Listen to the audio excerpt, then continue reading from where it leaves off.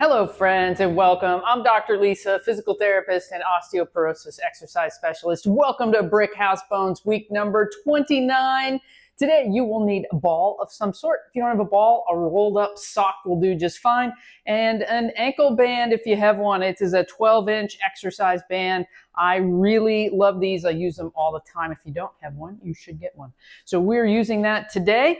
A chair if you need support with your balance. Today, we're going to go over 4 new exercises in the Brick House Bones pattern. And how we use these is, this is showing you a variety of ways that you can fit in little exercise snacks in your day. 4 new exercises you can do that are beneficial for your bones. We're doing a posture exercise today using the corner of the room. You can also use a doorway if you don't have a corner available. We're also going to do a balance exercise that is dynamic, involving your ball or your sock.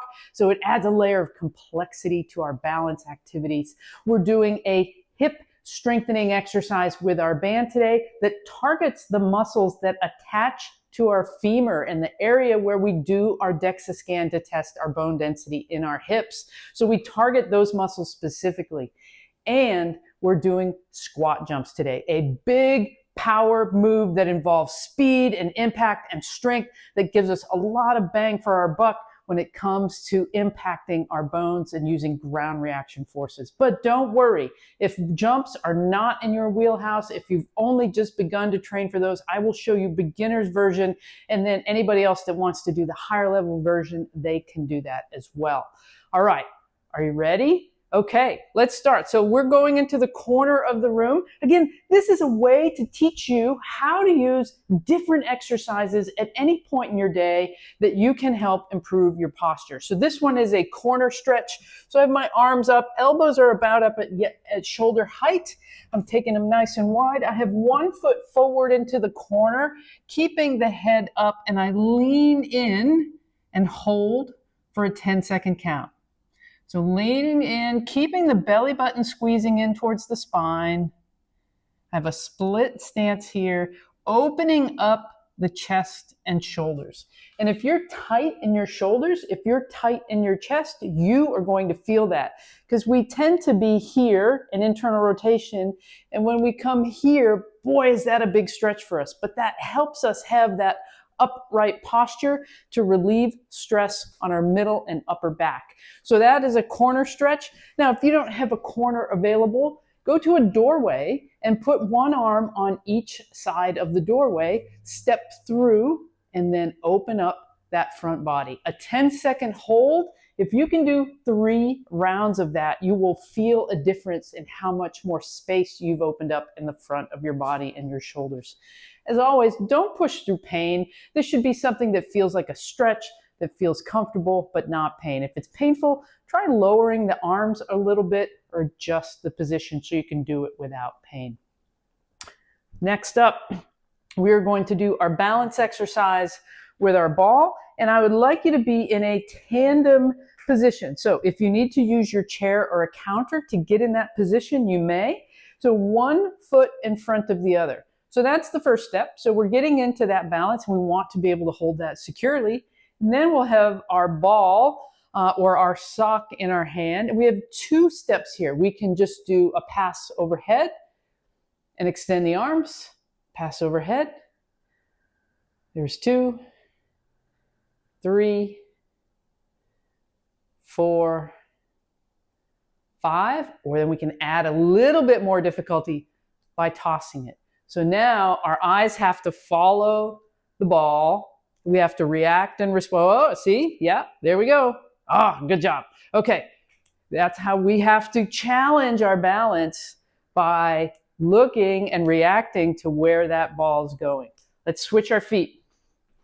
Switching the feet, one foot in front of the other. Now, if that's too difficult, you can step out just a little wider. As long as you're challenged, just like you saw me be challenged with a wobble, that's what we want. If it's easy and you're not losing your balance just a little bit, then you need to move that foot over into a more narrow position. Okay, so we've got the tandem position.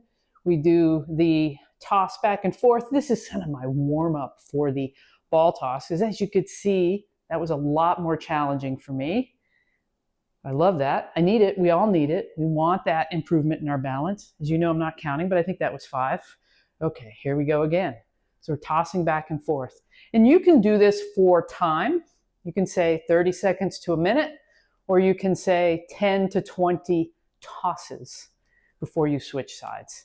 And you can judge that based on how fatigued you are. You'll feel this more in the back leg than the front leg. The back leg for me is doing a lot of work right now.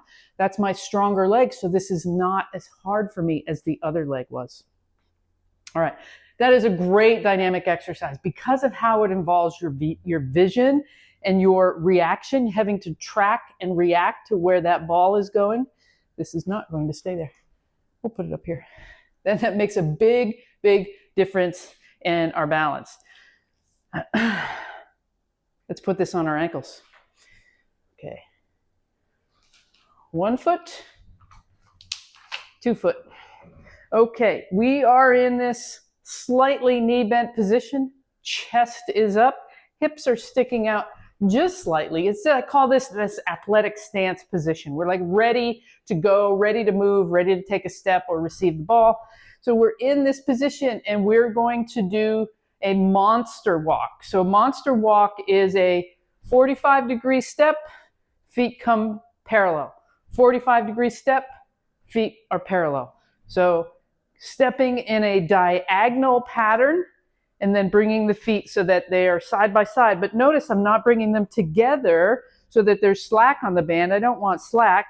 And then we step back at a 45.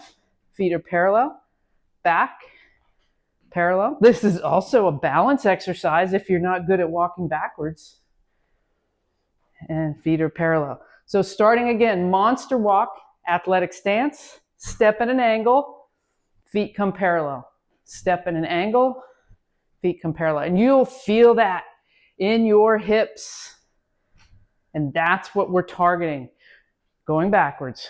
Targeting the muscles that attach to the hip bones, that are creating tension on the hip bones to stimulate those hips to be stronger, the hip bones and the muscles that surround the hips. So you have better stability moving in side to side directions. So I would spend a minute or at least 20 steps forward and backward each way. You want to reach a level of fatigue. And that's a great exercise snack. You could just do that one thing. If you're busy and you don't have a lot of time, you could use that as an exercise snack. Throw that band around your ankles.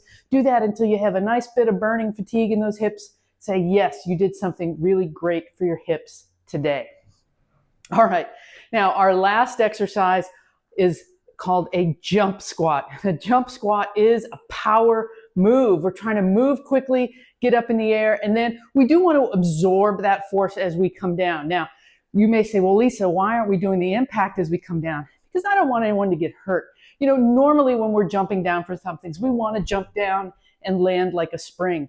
But as we're doing a jump squat, we are forcefully pushing through the floor to get up as high as we can. And those are the ground reaction forces that we want, that causes compression on our bones. So a jump squat's going to look like this. So I'm going to squat and then jump up and reach up with one hand, come back into a squat, jump up and reach up with the other hand. So squat, reach, reach, reach.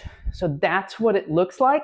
If you're not doing jumps yet, or you want a little assistance with your jumps, we've gone over this before, but I'll show you again. You can do chair assisted jumps using your arms to help you.